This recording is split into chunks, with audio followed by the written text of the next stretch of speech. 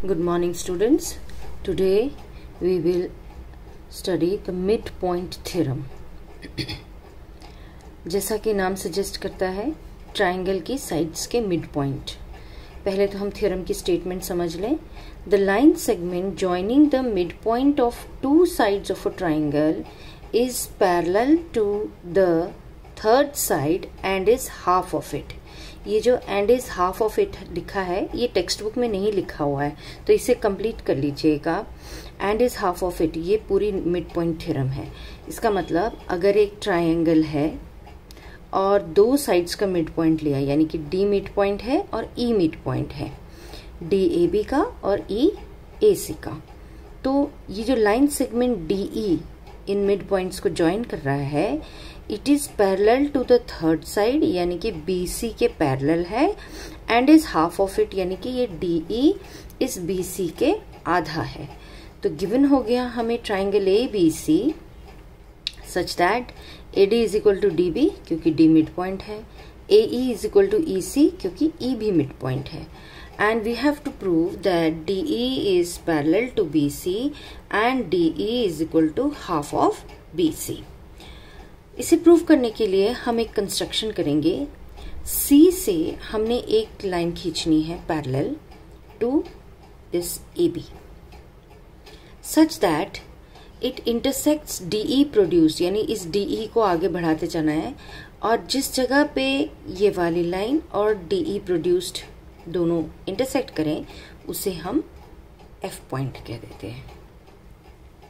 इसका मतलब ये जो CF है ये AB के पैरेलल हमने ड्रॉ किया हुआ है.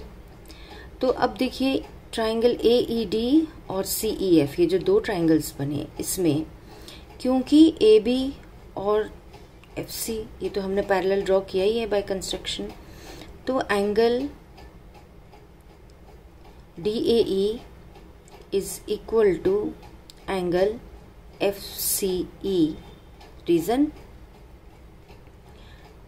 Alternate interior angles between AB parallel to FC या BA parallel to CF, कैसे भी लिख लीजिए आप. Then AE आपको इक्वल दिया ही है EC के.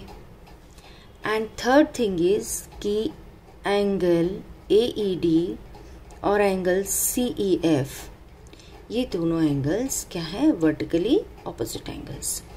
तो by ASA congruence condition, triangle AED is congruent to CEF. जब ये दोनों ट्राइंगल्स देखिए कॉन्ग्रुएंट हो गए, तो इनके कोरस्पॉन्डिंग पार्ट्स इक्वल होने चाहिए थे CPCT, यानी कि AD is equal to CF, AD is equal to CF. ठीक है. And DE is also equal to EF. यहीं से देखिए ED और EF, तो ये DE और EF भी बराबर हो गए. ये दो पॉइंट्स मिल गए हमें. बट हमें क्वेश्चन में दिया था कि AD तो BD के बराबर है, और अभी हमने प्रूव किया AD CF के बराबर है. इसका मतलब क्या हुआ कि BD and CF are also equal. But we already know that CF is parallel to BA. That means CF is also parallel to BD, क्योंकि BD तो BA का ही पार्ट है. तो इस तरह से हमें क्या मिला कि BD and CF they are equal also and BD and CF is parallel also. अब किसी क्वाड्रिलेटरल की one pair of opposite sides equal and parallel हो तो वो पैरेललोग्राम बन जाता है, यानी BCFD this becomes a parallelogram.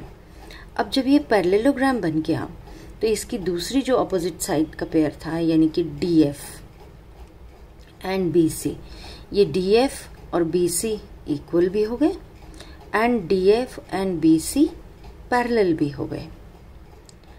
But हम जानते हैं what is DF. DF is nothing but twice of DE.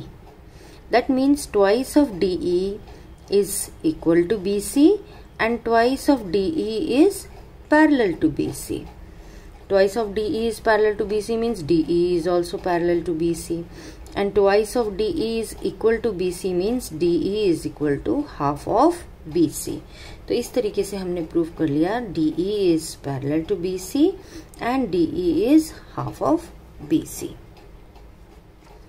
अब इसी थ्योरम का कन्वर्स है, converse of mid point theorem.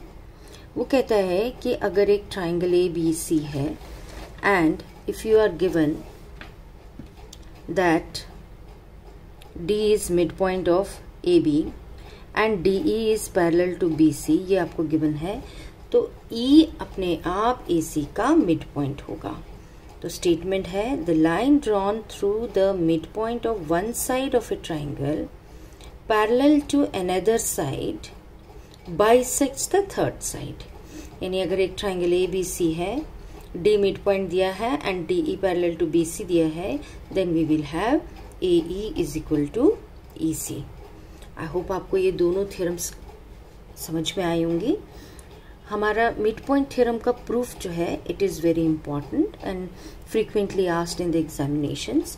तो अगर आपको कोई भी स्टेप नहीं समझ में आया then you can ask me also once again.